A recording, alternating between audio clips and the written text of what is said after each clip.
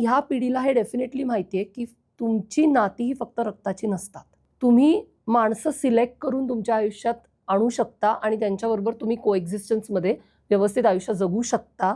ह्या शक्यता ह्याच्या पुढच्या काळात आहेत, हे या मुलांना दिसतं. टेक्नॉलॉजीने काय केलंय, की जसं आता जपानमध्ये प्रयोग होतात, की तुम्ही रोबोला ॲज अ कंपॅनियन तुम्ही घरी आणून ठेवू शकता आणि तुम्ही त्याच्याबरोबर आयुष्य घालवू शकता.